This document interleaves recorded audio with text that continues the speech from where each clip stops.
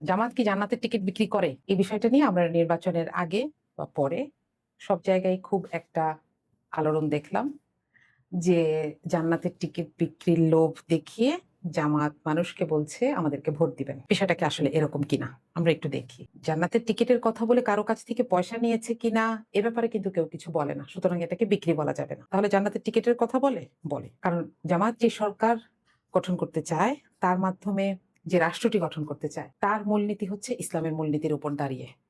সুতরাং ইসলামের মূলনীতিকে বাস্তবায়নের জন্য যে সরকার ব্যবস্থা গঠন করার দরকার সেই প্রসেসটাতে জামাত শুরু করতে চেয়েছে সবসময়।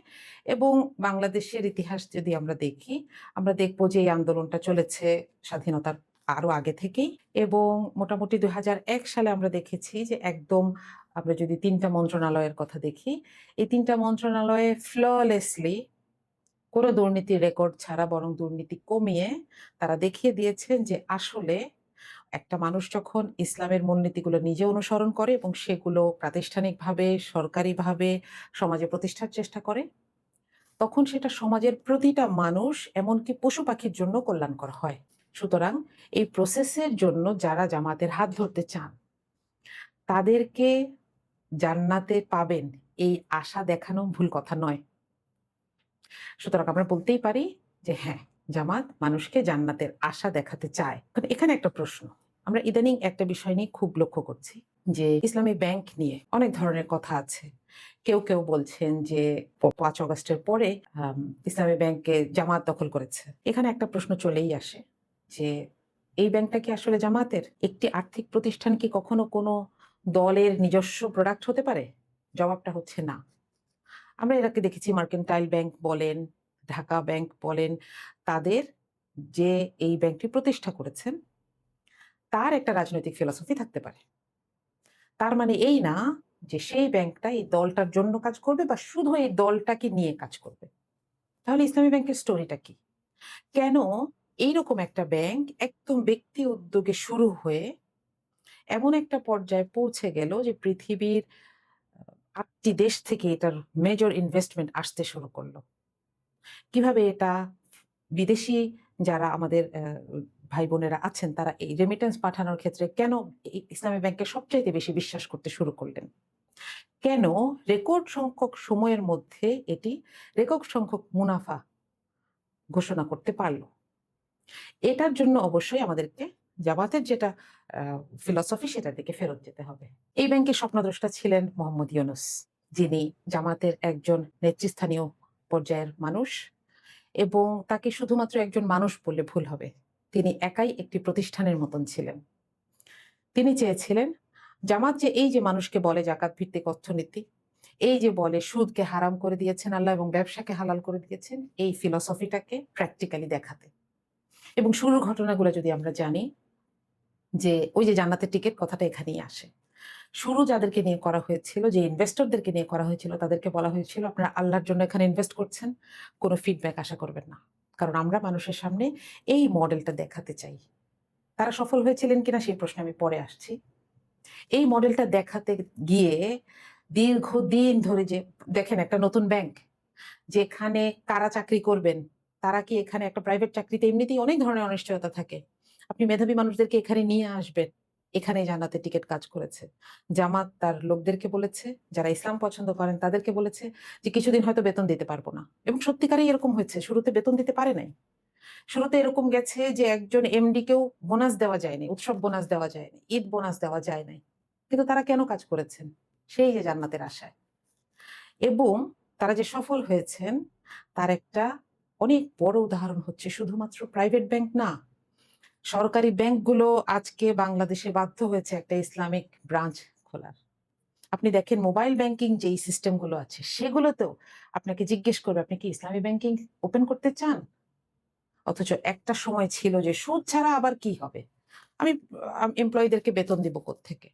এই যে একটা মডেল ইসলামী ব্যাংকিং মডেল বাংলাদেশের মানুষের সামনে দেখানো দরকার ছিল। ইসলামী ব্যাংক সেই কাজটা করেছে এবং এটার জন্য শুরুতে যারা এখানে কাজ করেছেন তাদের অক্লান্ত পরিশ্রম আছে। এমনও আছে টিন শেড বাসা থেকে গিয়ে অফিস করেছেন, আবার ফিরেছেন। কিচ্ছু ছিল না। কিন্তু মেধাবী, ইসলামকে পছন্দ করেন এবং এই মডেলটার সাথে কাজ করতে চান, এই ইচ্ছুক মানুষগুলোকে মোহাম্মদ ইউনূস একত্র করতে পেরেছিলেন। সেই জায়গাটা থেকে যদি আমরা এখন আসি যে তাহলে এটা বাংলাদেশের জন্য ভালো হয়েছে কি খারাপ হয়েছে, সেটার জন্য আসলে আমাদেরকে 2017 পর্যন্ত ইসলামী ব্যাংকের হিস্ট্রিটা দেখতে হবে। বাংলাদেশের সর্বাধিক মুনাফা অফারকারী ব্যাংক ছিল এটি, অথচ সুদ নাই। আপনার যে ইনকামটা, সেটার জন্য আপনাকে আল্লাহর পক্ষ থেকে কোনো ধরনের শাস্তির ভয় করতে হচ্ছে না। শুধু সেটাই না, দেখেন সবগুলো ব্যাংক, বিশেষ করে কেন্দ্রীয় ব্যাংক বা বাংলাদেশের ক্ষেত্রে বাংলাদেশ ব্যাংক যখন ইসলামী ব্যাংকিং সিস্টেমে নাই, সেখানে কোনো প্রাইভেট ব্যাংক কিন্তু এখানে পুরোপুরিভাবে নিজেদের ইনকামকে হালাল বলতে পারে না। ইসলামী ব্যাংক সেই জায়গাটাকে কিভাবে সমাধান করেছে? সেই সুদের অংশটুকুকে আলাদা করা হয়েছে এবং সেটা দিয়ে প্রতিষ্ঠা করা হয়েছিল ইসলামী ব্যাংক ট্রাস্ট। আমরা জানি যে কেউ যদি না চেয়েও কোনোভাবে সুদ রিসিভ করে, সেটাকে সওয়াবের নিয়ত ছাড়া দান করে দেওয়ার কথা বলা আছে। ইসলামী ব্যাংক ট্রাস্টের মাধ্যমে এই কাজগুলো করা হয়েছে। এত বড় একটা প্রতিষ্ঠানকে আমরা যদি এখন বলি যে এর গ্রাহকদের নামে এখানে জামাতের কর্মীরা মব করছে, তখন আমরা আসলে দেশের মানুষের প্রতি অবিচার করছি। জামাতের কর্মী এত না যারা একটা এত বড় ব্যাংককে দিনের পর দিন দাঁড় করিয়ে রেখেছেন, বরং এখানে সাধারণ মানুষ আছে। এখানে আপনি দেখেন বড় বড় যে গ্রুপ অফ কোম্পানিজ আছে যারা বড় বড় লোন এখান থেকে নিয়ে থাকে এবং সেগুলো ফেরত দেওয়ার জন্য ইসলামী ব্যাংক তাদেরকে সহায়তা করে। ইসলামী ব্যাংকিং এর সিস্টেমটা অবশ্যই সেটা আরেকদিন বলতে হবে। ইসলামী ব্যাংকিং এর সিস্টেমটাই এটা যে যেন একটা ব্যবসায় ক্ষতি না হয় সেটার জন্য ক্লায়েন্টকে সাহায্য করবে। শুধু চোখ বন্ধ করে আমি একজনকে দিয়ে দিলাম আর একটা ফিক্সড ইন্টারেস্ট নিলাম, এটাতেই সুদের মতন ব্যাপারটা চলে আসে। কিন্তু মুনাফা এবং সুদের পার্থক্য ওখানে যে মুনাফা অনিশ্চয়তাকে কাউন্ট করে, যার কারণে যিনি পয়সা দিচ্ছেন তিনি পার্টনার হয়ে যাচ্ছেন। এই জায়গাগুলোকে মেনটেন করে যে বড় একটি সিস্টেম, আমি বলবো এটা শুধু প্রতিষ্ঠান নয়, সিস্টেম তৈরি করা হয়েছে, সেইটাকে একবার তো আমরা দেখেছি যে অবৈধভাবে বিগত ফ্যাসিস্ট সরকার ধ্বংস করার চেষ্টা করেছে এবং তারা এটা করেছিল তাদের শাসনের দ্বিতীয় 5 বছরে। কিন্তু দুঃখজনকভাবে এখন আমরা দেখতে পাচ্ছি যে এই অশুভ চক্রান্ত আবার কাজ করছে। আমরা আশা করব যে সরকার এই ব্যাপারে দেশের মানুষের সাথে এবং অর্থনীতিতে ইসলামী ব্যাংকের যে বিরাট অবদান সেটাকে স্বীকার করবেন এবং এ ধরনের যে কোনো অবৈধ হস্তক্ষেপ থেকে দূরে আসবেন।